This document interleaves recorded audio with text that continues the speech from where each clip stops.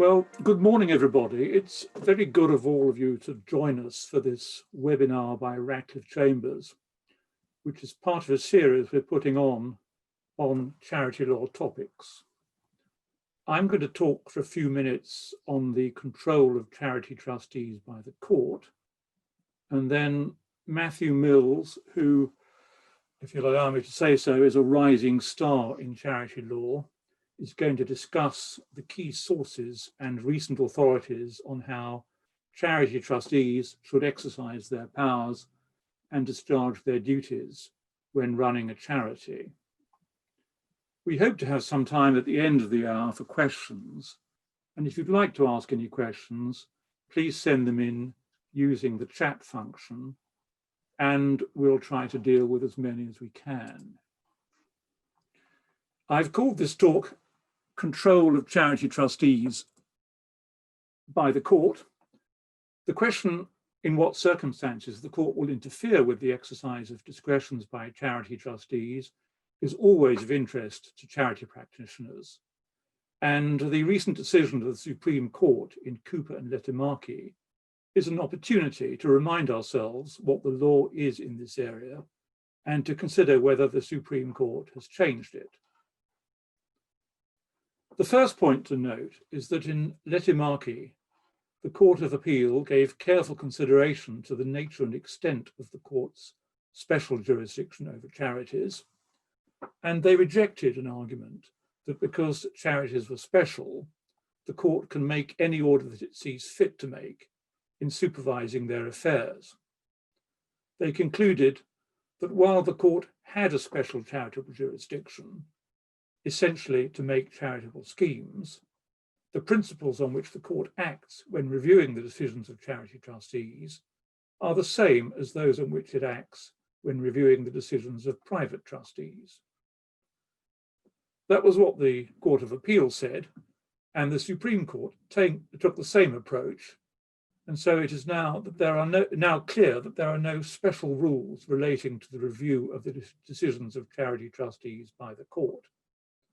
Indeed, many of the leading cases on the control of trustees by the court are charity cases, and they are applied to trusts generally. Any statement of the law relating to the control by the court of the exercise of trustees' discretions must start with what is called the non-intervention principle. A classic statement of this principle is given by Lord Truro, then the Lord Chancellor, in Re Beloved Wilkes Charity. In that case, trustees of a charity exercised a discretion to award a scholarship.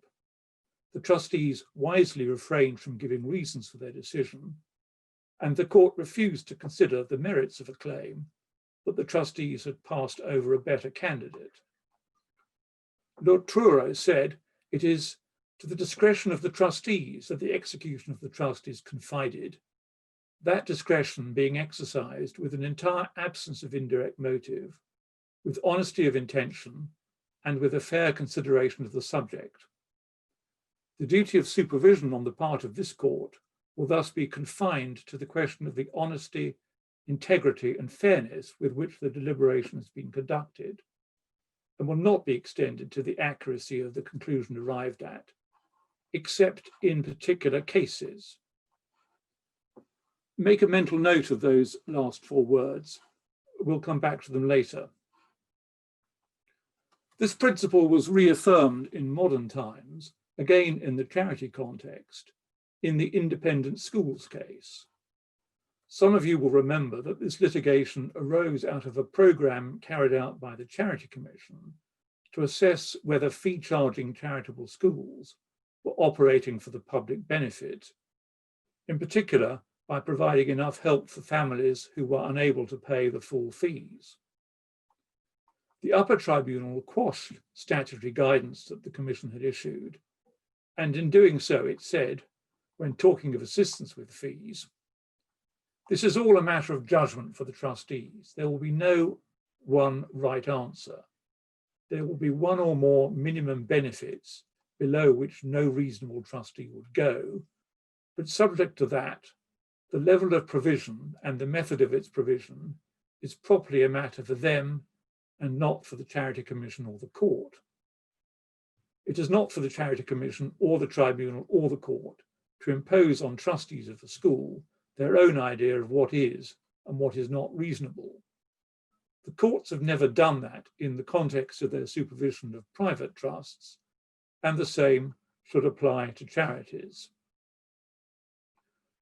So from these and other cases, one extracts what is now called the non-intervention principle, which Lord Briggs in the Supreme Court in Lehtimaki stated in the following terms: the court will not generally interfere with the performance by fiduciaries of their duties unless they are acting or threatening to act in breach of duty or have surrendered their discretion. What then are the exceptions to that principle, which are covered by Lord Truro's phrase, except in particular cases, and by Lord Briggs's word, generally? The closest one gets to an answer to that in the modern cases is the judgment of Lord Walker in Pitt and Holt. He gave as examples some old cases concerning the maintenance of infants and cases where the trustees have to reach a conclusion on a question of fact, such as whether a person suffers from a particular illness. He treats the latter as a permissible exception because the trustees are not really exercising a discretion. Does the decision of the Supreme Court in Lehtimaki cast any new light on this? I'm not going to go through the facts of the case in detail, because all the courts who considered the case stressed that they were so unusual that they are never likely to recur. The key points for now are that the directors of a charitable company limited by guarantee surrender to the court their discretion as to whether the company should make a particular payment. The Chancellor, Sir Geoffrey Voss, accepted the surrender of discretion, not a foregone conclusion, and decided the payment was in the best interests of the charity and should be made. That left for consideration the position of Dr. Lehtimaki.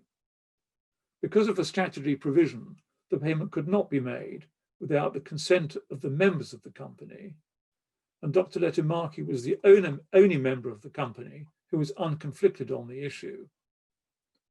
Dr. Lehtimaki's position was that although the directors had surrendered their discretion to the court, he had not surrendered his, and that he wished to make up his own mind on how to vote on the question.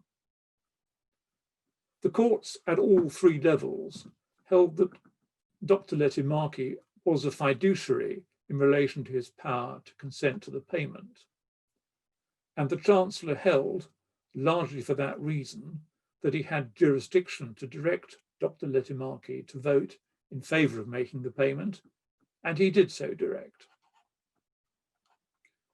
The Court of Appeal set aside the Chancellor's direction.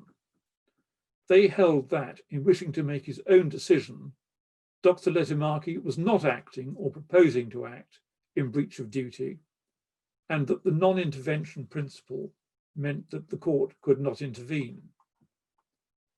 The Supreme Court reversed the decision of the Court of Appeal and reinstated the Chancellor's direction to Dr. Lehtimaki to vote in favour of the payment. But the members of the Supreme Court reached that conclusion by two different routes.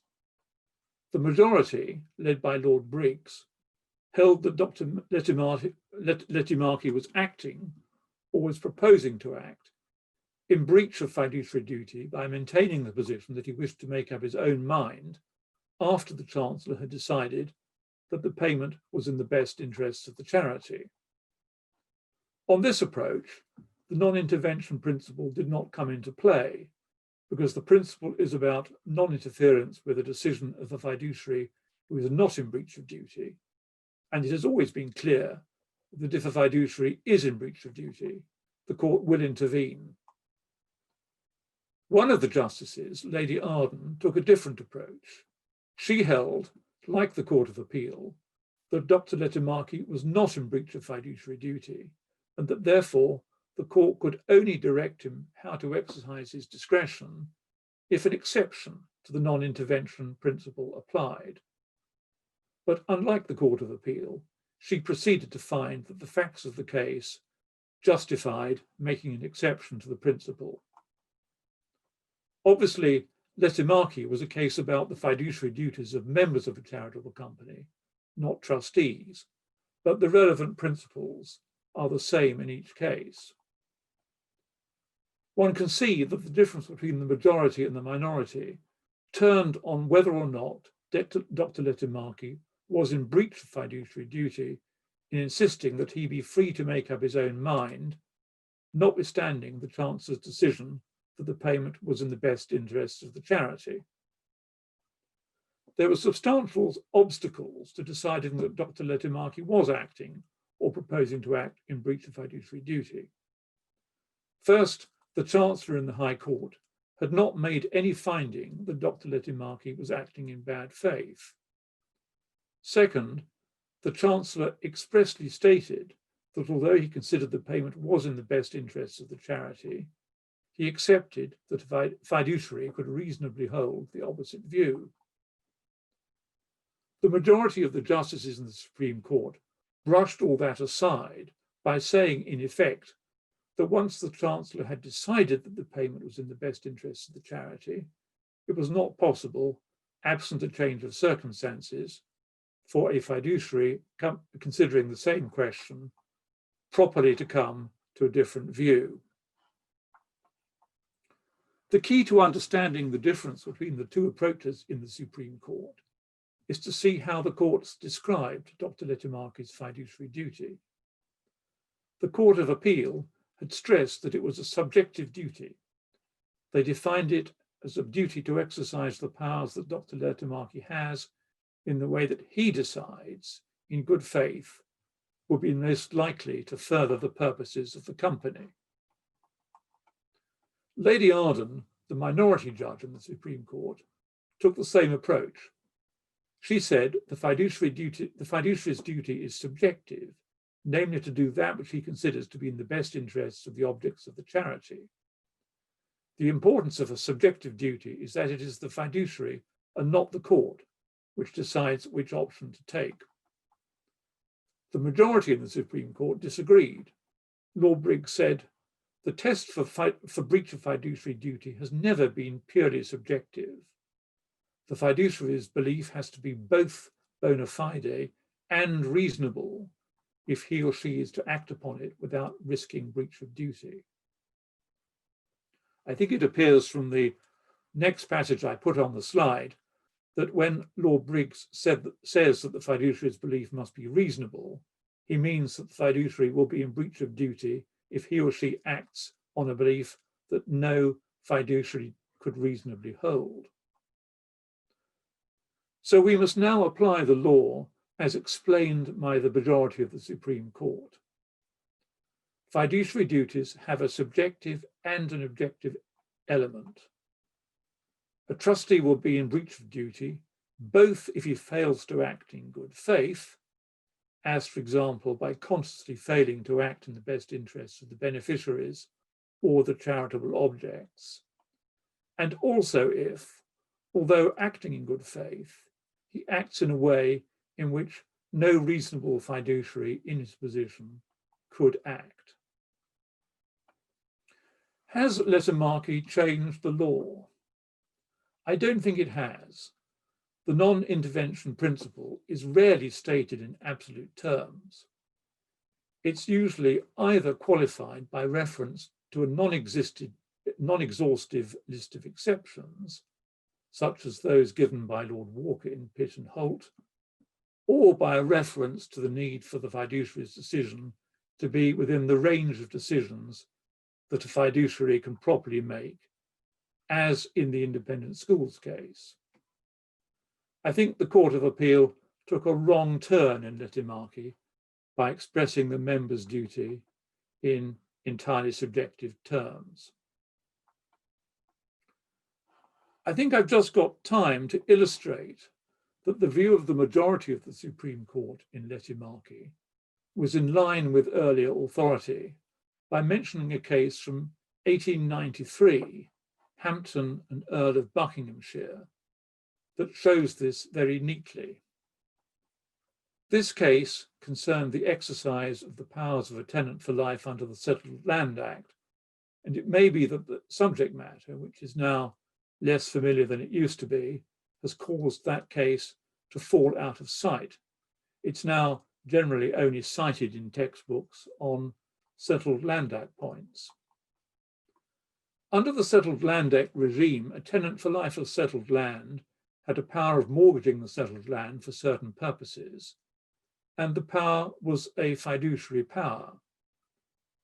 In this case, the tenant for life wanted to exercise the power for an authorized purpose, but the burden of the mortgage he proposed to enter would be so heavy that it would have had the practical effect of extinguishing some annuities that were charged on the settled land. The annuitants sought to restrain the exercise of the power. At first instance, the judge said that he could not intervene. He said, "The course that he," that is the tenant for life, "proposes to take may be foolish, though he thinks it is not, but no reason is adduced which can lead the court to suppose that he is crazed as regards this particular transaction, so that one may set aside his discretion and say that, however honest a man he may be, he is mad and therefore cannot exercise an honest discretion. I see no reason why I should interfere with his discretion on that or any other ground, and therefore I think this application must fail." The Court of Appeal overruled him. Lord Lindley said, "But assuming a tenant for life to be acting bona fide and with a view to preserve the estate for those intended by the settlor to enjoy them, still an honest trustee may fail to see that he is acting unjustly towards those whose interests he is bound to consider and to protect. And he may, if he is so acting and the court can see it, although he cannot, and if he is so acting and the court can see it, although he cannot, it is, in my opinion, the duty of the court to interfere." These two competing pronouncements seem to me to reflect very well the difference between the approaches in Lehtimaki of the Court of Appeal on the one hand and the majority in the Supreme Court on the other. In Lehtimaki, only Lady Arden referred to this case. She described it, consistently with her approach in Lehtimaki, as an illustration of an exception to the non-intervention principle. But I think it can also be read as a case in which, like the majority in the Supreme Court in Lehtimaki, the court declined to treat the relevant fiduciary duty as purely subjective. Let me now draw the threads together of what I've said. First, the same principles apply to the control by the court of the exercise of discretions by charity trustees as to the exercise of discretions by private trustees. Second, as a general principle, the court will not interfere in the exercise of discretion by trustees who are not acting in breach of duty. Third, there are some specific exceptions of that principle, the particular cases referred to by Lord Truro, and the list of specific exceptions is not closed. Fourth, the fiduciary duties of trustees are not entirely subjective. A trustee must exercise his discretions both in good faith and in a manner that is objectively within the range of reasonable decisions open to him. That's all I have time to say. Thank you very much for your attention. As I said at the start, if you have any questions, you're very welcome to send them in using the chat function. But now I will hand you over to Matthew. Good morning, everyone. My name is Matt Mills, and I'm here to talk to you about charity trustees' powers, duties, and decisions. And like any self-respecting chancery lawyer, I'm going to start in the 16th century. In the late 1500s, the English and the Spanish were informally at war. In 1588, the English defeated the Spanish Armada. But in 1589, the Spanish defeated the English Armada. In just 12 months, nearly 25,000 Royal Navy men were killed or injured in this conflict. So in 1590, the three commanders of the English forces set up a charitable fund to support injured seamen, their wives, and their children. The charity was funded by deductions from the wages of the working seamen, and all the money was stored in this box, which had 5 different keys held by 5 different officers. The box was held in Chatham Dockyard, near Medway, and it was nicknamed the Chatham Chest. Within 25 years, the surplus of the funds that this charity had already reached £1,600, which in today's money is about £500,000. Now, what could possibly go wrong if you leave £500,000 in cash in a box in the office? Enter Sir Thomas Middleton, Lord Mayor of London and Treasurer of the fund around the turn of the 17th century. In 1596, what was left of the defeated Francis Drake's crew returned to England from the West Indies. Sir Thomas made the customary deductions from the crew's wages, but pocketed £371 for himself, about £100,000 in modern money. In 1617, the then recently established charity commissioners held an inquisition in front of a jury, and they ordered Sir Thomas to repay the money. Sir Thomas appealed to the Court of Chancery on the basis that it was his subordinate, a Mr. Langford, who'd taken the money, not him. The Lord Keeper, Francis Bacon, dismissed Sir Thomas's appeal. He found that Langford was simply Sir Thomas's agent, and he upheld the commissioner's order, added 10% interest, and made a costs order. Now, I imagine not all of your cases involve some of the country's most famous historical explorers, and I hope not all of them involve scoundrels like Sir Thomas Middleton. But sadly, the reality is that as long as there are trusts, there'll be breaches of trust, whether that's accidental or otherwise. And that's what I propose to talk to you about today. I'm going to talk to you about charity trustees, duties, powers, and decisions. Now, I know a lot of this will be very familiar to all of you, so along the way, I'll throw in some recent cases to keep you on your toes. All right, duties. Now, you might be wondering, why on earth did I start this presentation with a 400-year-old case? Well, Sir Thomas's case is the earliest example I could find of the court upholding what I'm going to say is the first duty of charity trustees. The starting point is that any trustee must comply with the terms of the trust. This means that the trustees must abide by the terms, even if the original donor asks them to do something different, and even if the intended beneficiaries, as it were, of the charity instruct the trustees otherwise. A good example of this latter point requires us to go on another historical journey. In 1742, the residents of Lewes, East Sussex, made contributions to fund a pest house or hospital, this one. However, 50 years later, the hospital was considered useless and unsafe by the local villagers. So they called a meeting and resolved to sell it and use the money instead to pay for lighting, paving, and cleaning of the town. Lord Langdale, when this eventually came to court, held that this was a breach of trust. He doubted that the hospital could have become entirely useless in that period, but he said even if it was, the proper approach is to apply to court for a scheme to vary the terms of the charity, and not simply to make the decision unilaterally, even if it has the support of the local villagers. So that's where I'm starting our list, and it was the case of Attorney General in Kell that I was telling you about. There are a couple of other duties that trustees should bear in mind as well at this stage. Secondly, trustees should make sure everything they do furthers the purposes of the trust. For example, in the famous Church Commissioners case, Vice-Chancellor Nichols, as he then was, said that this was the guiding principle for charity trustees, and that everything which follows is no more than the reasoned application of that principle in particular contexts. In practice, what this means is that trustees should regularly review their governing document to make sure they stay on message and don't accidentally sell a hospital.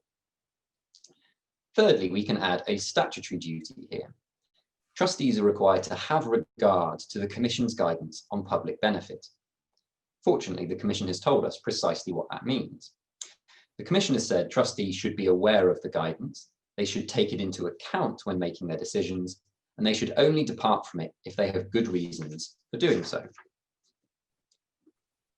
The fourth key duty for charity trustees is to act in good faith, responsibly, and reasonably.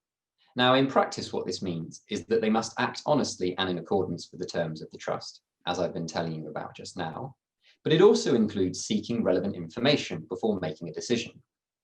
For example, the tricky point for the National Trust in the Scott case, which is on the slide, is that it changed its policy on deer hunting just one day after a report was published criticising the effects on deer. That really didn't give the trust enough time to obtain evidence of the strongly held counter-arguments and counter-views. The fifth key duty is that trustees should act in the best interests of the charity to the exclusion of their own. To continue the hunting theme, this was what Mr. Justice Lightman confirmed when he decided whether the RSPCA could exclude members of the RSPCA who'd been encouraged to join solely so that they could influence the RSPCA's policy towards deer hunting. Now, in practice, the way that trustees comply with this duty is by doing three things. Firstly, the trustees should work out what they think will best ensure the charity can continue its work long term. Second, the trustees should try to put aside their personal prejudices and not be swayed by the big personalities on the committees. And thirdly, trustees should ensure they effectively manage any conflicts of interest when making a decision. The final core duty I'm going to talk about is the management of charity resources. And really this involves two types of activities. The first is maintaining functional assets like village halls and almshouses. The second is generating a return on investments, whether or not those investments are cash. Now, the duty to invest is not absolute. Firstly, the trustees are bound by any restrictions in the governing document. Secondly, the trustees are bound by the applicable substantive law. So, for example, the principles of trust law, if it's a charitable trust. And thirdly, according to the case of Harry's, the courts will only expect charity trustees to do what is commercially prudent. That said, you're probably expected to do a bit more than keep your cash in a chest, even if it does have 5 locks. So those are the core duties of charity trustees. How do we think old Sir Thomas fared? Yeah, I agree. Pretty much a full house of breaches there. Sorry, Tom. But before I move on to powers, though, I thought I'd mention 2 recent decisions which might have passed you by in the last year. The first is the decision in Wright. In 2013, Scott Wright set up the Darren Wright Foundation for his brother, who suffered from cerebral palsy. The trustees were suspected of taking nearly £137,000 of charitable money. The Commission naturally opened an inquiry and removed the charity from the register. As part of the inquiry, the Commission served directions on the trustees, requiring them to hand over certain trustee documents. Trustees failed to comply, so the Commission initiated proceedings against them under Section 336 of the Charities Act. In what I believe is the first case of its kind, Mr. Justice Morgan convicted the trustees of contempt of court for failing to comply with the Commission's directions, although he did adjourn sentencing to a later date. I don't think that's been the subject of a reported case. Now, the obvious takeaway for trustees in this decision is, if the Commission sends you directions, make sure you comply with them, because we now know for definite that the court will be willing to convict trustees for contempt of court if they don't comply. The second recent decision follows on from what I was saying earlier about the principle of acting in good faith. In the Ethiopian Orthodox Church case, the court was faced with another internal dispute about a religious institution. Now, the church in question is about halfway between Battersea Park and Clapham Common in South London. Unfortunately, its congregation is essentially divided into 2 factions who have 2 different visions for what the church should do. In the CIO's leadership election, one faction's candidates won by about a 60% majority. The losing faction was not happy.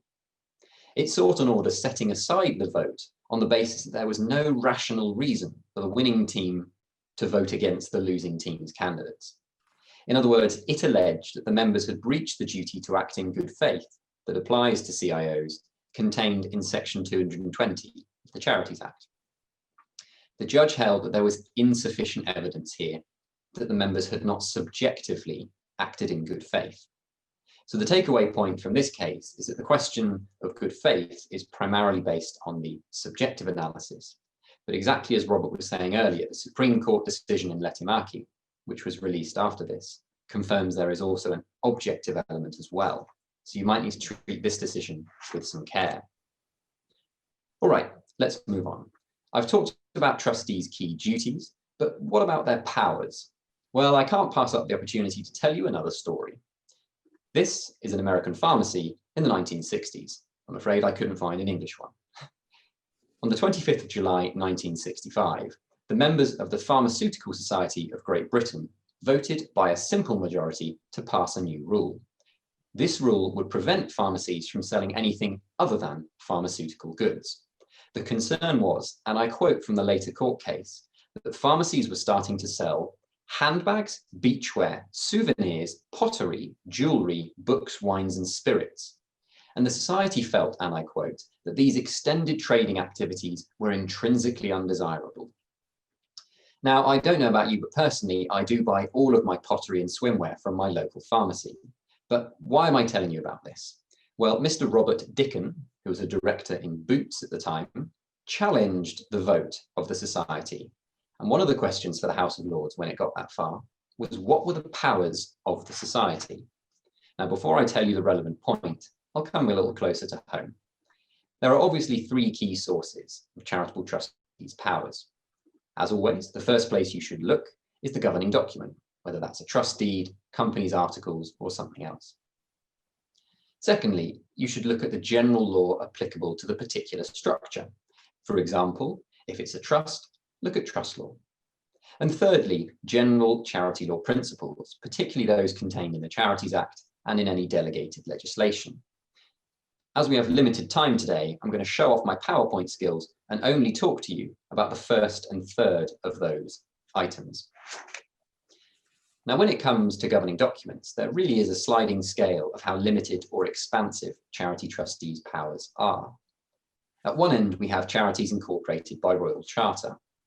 As Lord Updrum reminded us in the Pharmaceutical Society case I was telling you about a moment ago, companies incorporated by royal charter, including charities, have all the powers of a natural person, subject only to any restrictions in the charter. The second most generous rule concerns CIOs. As CIOs are creatures of statute, their trustees necessarily only have the powers that are given to them by statute or the Constitution. But helpfully, section 216(1) of the Act confirms that, subject to anything saying otherwise, a CIO may do anything which is calculated to further its purposes or is conducive or incidental to doing so. Now, this supports the inherently charitable nature of a CIO and helps to reduce the difficulties that might arise about implied terms, for example, in governing documents, because this gives us a very broad starting point. Beyond that, the general rule, though, is that a charity only has the powers expressly conferred in the governing document or by statute. Now, of course, there are some exceptions. For example, the Commission takes the view that trustees of unincorporated charities always have the power to borrow, unless something in the governing document says otherwise. But generally speaking, the courts are cautious about implying powers into governing documents. For example, it's been said that the court will virtually never imply a power into a charity's governing document to allow the charity to remove trustees.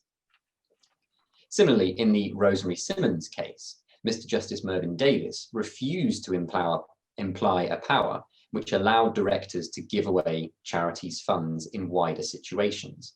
He refused to do so, even though there was a general sweeping up clause in the Articles of Association, which allowed the governing body to do all things necessary or expedient for the fulfillment of the objects.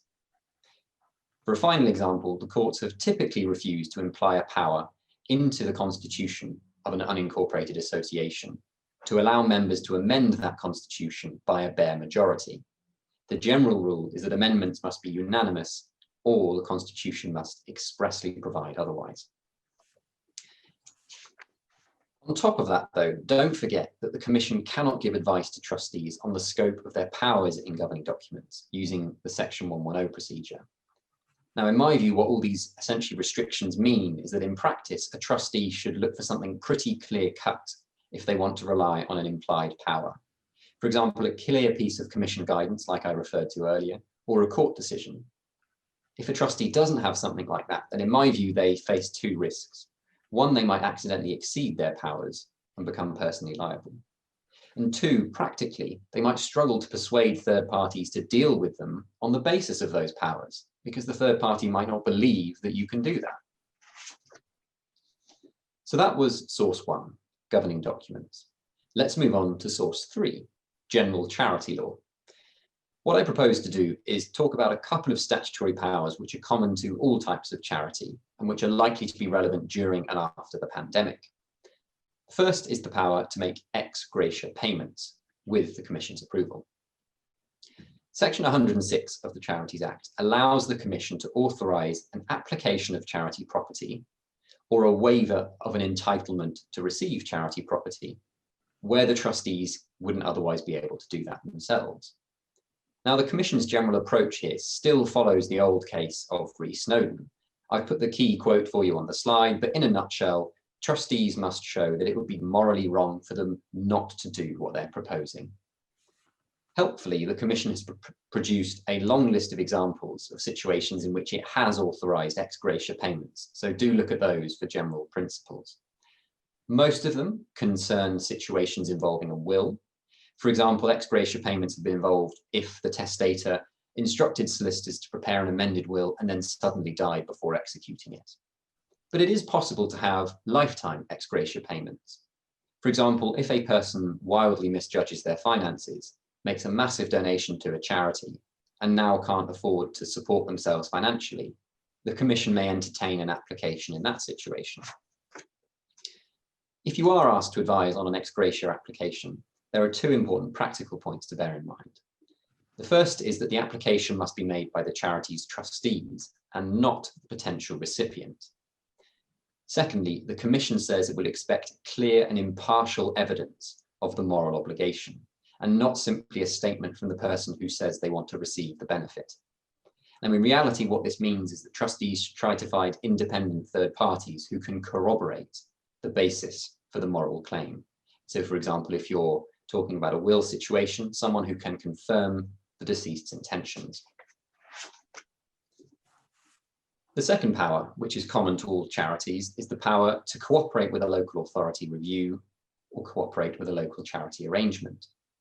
The background to this is Section 295 of the Act. This allows local authorities to carry out a review of how local charities with similar purposes are performing. Section 297(1) then allows the local authority to make arrangements to cooperate and coordinate the activities of those local charities. Section 297(3) is the key one for us. This allows trustees, regardless of what the governing document says, to cooperate with the local authority either at the review stage or at the arrangement stage. However, a charity can only do this if it appears to the trustees likely to promote or make more effective the work of the charity. Interestingly, this part of the Charities Act is concerned with local charities, that is, charities which are directed wholly or mainly to benefit a particular area. However, technically, Section 297(3) does not use the phrase local charity. It simply uses the word charity. So in my view, there's an argument that this isn't limited to local charities. In other words, it would appear that a nationwide charity could cooperate with a local authority, local charity review, or the subsequent arrangements. If a charity does choose to do this, then it can defray its costs using the charity's income. Finally, on trustees' powers, I thought I'd briefly mention a recent Radcliffe Chambers case. It concerned the Wembley Central Mosque. In a very brief nutshell, the key question was whether the trustees of the mosque could exclude worshippers who had allegedly verbally and physically abused the senior leadership team after they tried to replace the imam. Howard Smith from Radcliffe Chambers appeared for the worshippers. The court refused to grant an injunction restraining the worshippers from going back to the mosque. And in doing so, the judge helpfully summarised the charity trustees' powers over functional charity property. I've put the full quote up on the slide, but in summary, there are 2 points. Firstly, the trustees of charity property do have a power to exclude people from that property where the action promotes the objects of the charity. However, this is not an unfettered or absolute right, and trustees must bear in mind their wider duties when deciding whether to exercise that power. Now, unfortunately, disputes about access to religious buildings are becoming increasingly common, but here we see a useful restatement of the basic power which will be at the heart of many of these disputes in future. My final topic of the day is charity trustees' decisions, and my final story of the day is one I've actually mentioned earlier, and it involves National Trust deer like these. On the 9th of April 1997, the Bateson Report was published. It concluded that long deer hunts involving hounds had various harmful effects on deer in the lead up to the kill. The afternoon that the report was published, the National Trust held a press conference, effectively endorsing its conclusions. And then the next day, the Council of the National Trust held a meeting at which it resolved to end all deer hunting on its properties. Various members of the Cornwall and Devon staghounds groups challenged this decision. And in August 1997, Vice-Chancellor Brown Wilkinson, as he then was, heard a preliminary hearing. And he had to decide 2 points. Firstly, should permission to bring a judicial review against the trust be granted? And secondly, should he grant an interim injunction preventing the National Trust from following through on its anti-hunting approach and cancelling all of the contracts they had with hunters? The judge rejected both points. And in considering the injunction application, the judge made some useful remarks about how charity trustees should take decisions. These remarks are mainly concerned with important decisions rather than your day-to-day administrative decisions about who you buy your pencils from. But it's nevertheless important for a trustee to try to have these principles at the back of their mind at all times. I'll set out the long quotes over the next 2 slides, and you can read these later when you get the slides. But in summary, there are 3 key points. So here's the first passage. And the first 2 points are, firstly, trustees should always bear in mind what their duties require. Now that's why I went through duties at the start of this talk. Secondly, though, trustees should try to gather all appropriate information and, if necessary, professional advice before taking a decision. Here's the second extract, and we get our third principle from it. In a nutshell, trustees should try to seek out the views of people who would be negatively impacted by a particularly important decision, particularly if the proposed decision might reverse a long-standing status quo. So those are the general legal principles which you can read up on after this talk. But what about the practical points? Well, I've actually dealt with some of these before in a webinar which Radcliffe Chambers recorded in July of this year. In that webinar, I covered the Commission's COVID-19 guidance on making financial decisions. And I also covered the practicalities of hosting trustee meetings during the pandemic. Now, here's a sentence I thought I'd never say. If you follow the link to my YouTube video, you'll find further information there. But aside from referring you to my back catalogue of greatest hits, I thought I'd end my talk by covering 3 further practical points. Firstly, trustees should make sure that when they take a decision, they follow any decision-making procedures set out in the governing document. For a simple example, the governing document for a village hall charity might require the AGM to be advertised to the local village. Secondly, trustees should make sure they take detailed minutes of trustee meetings. As Lord Norman put it nearly 70 years ago in the Dundee General Hospitals Board case, the principles on which the court must proceed are the same, whether the reasons for the trustee's decision are disclosed or not. But of course, it becomes easier to examine a decision if the reasons for it have been disclosed. Now, Lord Norman was obviously talking about disclosure there, but in my view, the same principle applies to taking the minutes in the first place. If you don't write down the reasons for your decision, it's much harder later to justify what you did and why. My final practical point of this talk relates to particular types of charities. If you advise service providing charities with income over £9 million and a complex governance structure, don't overlook the Commission's recent guidance. The aim of this guidance is to help the trustees and the executives mitigate the risks of management failures. Now, the Commission comes up with a lot of helpful practical tips, as always, like how to conduct a review or to issue reports or to install procedures to put in place to ensure those who are actually managing the charity comply with the law and the best practice that I've been identifying in this talk. Thank you very much for listening. That's the end of my talk. Well, thank you, Matthew, very much for that fascinating and very meaty presentation. While you were talking, some questions have come in arising out of what I said. And it's interesting that they both relate to the duties of members of charities or CIOs rather than trustees. So perhaps we should consider doing, perhaps we should consider doing a presentation more focused on members. One of the questions asked what are the implications of Lehtimaki for the position of members of CIOs, and another pointed out that membership charities are likely to be considering altering their articles to reduce the duties of members, and invited thoughts on what amendments would be permissible and advisable with that objective in mind. A few general observations about those points. First, as everybody knows, the obligations of members of CIOs are statutory. There is a statutory duty, which is obviously there to be construed.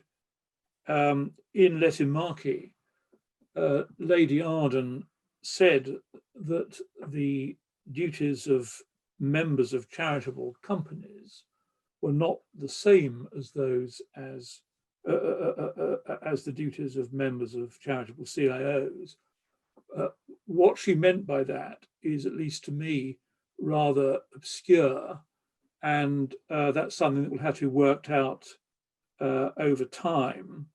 But I think it is reasonably clear after Lehtimaki that the duties of members of CIOs will be considered to have an objective element as well as a subjective element, as is the position for the duties of members of charitable companies. When one approaches the topic raised by the questions that have come in, I think the starting point should be for the organizations concerned to ask themselves what actually is the purpose of the membership in their organizations. Is it simply envisaged as a way for individuals to demonstrate their support of the organization, or is it intended that the individuals will actually perform, and therefore perhaps be selected because of their ability to perform, constitutional functions under the constitutions of the organizations in question? I think it's pretty clear that if the reason why people become members or are enabled or invited to become members of CLGs or CIOs is to demonstrate their support for the organizations and nothing more, that's probably not a good reason for having them in, frankly. Lehtimaki makes clear that there are real responsibilities attached to the role, and that's quite a different thing to wishing to show your support for the objects of the organization, and indeed quite a different thing from the organization having the ability to target people who support it and encourage them to greater support by giving them permissible benefits. In the Supreme Court, there was something of a frisson, perhaps one of many frissons during the hearing, when at least two of the justices said they wanted more assistance on what the position would be of members of large charities, and the National Trust was mentioned. They plainly felt it was unsatisfactory that they were being asked to consider questions about the fiduciary duties of Dr. Lehtimaki the only relevant member of a company when their decision would have implications for a whole range of organizations. There was a concerted attempt by all the parties in the case not to get drawn into those discussions. None of us, for different reasons, perhaps, felt that that was appropriate. Plainly, some of the questions are questions of policy on which it would be only sensible for decision makers to know what the views are of representative organizations of those in question. And generally, I think everybody who was involved in the case saw the clear possibility of things getting completely out of hand if the debate were broadened to include detailed consideration of members of large charities. The Court of Appeal, you may recall, in Lehtimaki, said that what it decided in relation to small, as it were, closely held charities didn't necessarily apply to larger ones, and they made some observations, again, actually about the National Trust. I think if you read the judgments of the Supreme Court, you will see that they rode back from that and were quite clear that those questions are to be considered in a different way and at a different time. And I think I'm right in saying that possibly Lady Arden was keen, I may be overstating it, I'd have to check, that the Charity Commission should apply its mind to this and see if it can give some general guidance. But my sort of overriding point is that the organizations that have to wrestle with these questions should not, as it were, start the analysis halfway through and say, how are we going to amend our constitutions to make this work? They should go back a step and ask, why do we need members? What kind of members do we need? How many do we need? What do we want them to do? Now, in answer to the particular question about what amendments would be permissible and, if permissible, advisable, the Supreme Court made it clear that the duties of fiduciaries are molded by the situation in which the duties arise, and so they were entirely comfortable with the idea that the constitution of, in their case, the CLG, can circumscribe what is expected of members, provided, as is pointed out, that the circumscription, if that's the right word, doesn't take you below an irreducible core. And I think I mean, it's a big question, what is the irreducible core of a fiduciary's duty? It's normally expressed in terms of loyalty, single-minded application to the interests of the principal, and things like that. In terms of what amendments would be considered or should be considered, I think the Supreme Court decision gives some useful hints. It makes clear that there's no objection in principle, as far as they can see, to people being allowed to vote by proxy. And another important area is the question of what information a fiduciary should have before he has to make a decision. In the Lehtimaki case, one of Dr. Lehtimaki's points was that he wanted more information than he currently had in order to enable him to make a proper decision on the question. And that, of course, starts one thinking about, well, what should a conscientious member of a CLG or a CIO be asking for if he's asked to decide something? And I think it would be worth considering whether the constitution of, let us say, a CLG should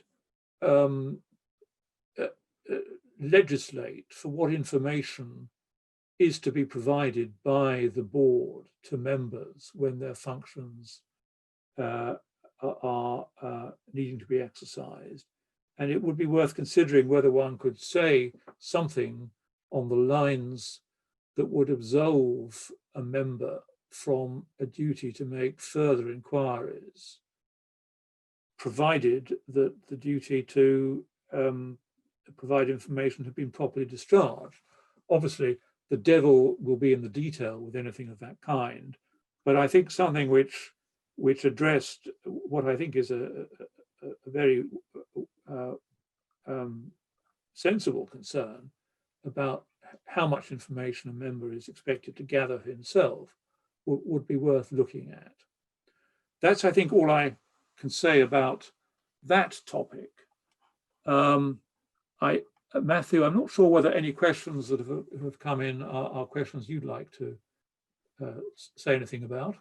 Yes, thank you. I've got a question from Lawrence, and he says this: is there really a separate duty to act in the best interest of the charity? How does that differ from the duty to further the charity's purposes? And Lawrence, you're quite right. Those are essentially the same thing. What I was trying to get at with Rule 5 or Duty 5 is really the sort of conflict of interest, duty of loyalty there. Now, the reason I also included the phrase acting in the best interest of the charity is because that's what the Commission does in section 6.4 of CC3. So if I read out the sentence that I was effectively paraphrasing, this is what the Commission says. You can only comply with your duty to act in the charity's best interests if you prevent your personal interests from conflicting or appearing to conflict with the best interests of the charity. So to know if there's a conflict of interest, you have to know the other side of the coin, which is the charity's best interest. So that's why they sort of bleed into one, but you're quite right. Simply pursuing the charity's purposes and simply acting in the charity's best interest are really the same thing. Well, thank you, Matthew. I think we have come to the end of our time, and although we could continue to chat very pleasantly for longer, I think we ought to be disciplined and finish when we say we're going to finish. If anybody has any further questions that they think they want to raise with us, I'm sure if you can get the questions to us by email, we'd be more than happy to think about them. The door is not entirely closed if there are any points we haven't covered that you think we should have done. But with that invitation, I'd like to thank you on behalf of both Matthew and myself and people who aren't on the screen but have put this together to organize it for us, for your attention, and express the hope that we might meet either virtually or in reality in the not too distant future. So thank you all very much again. Thank you.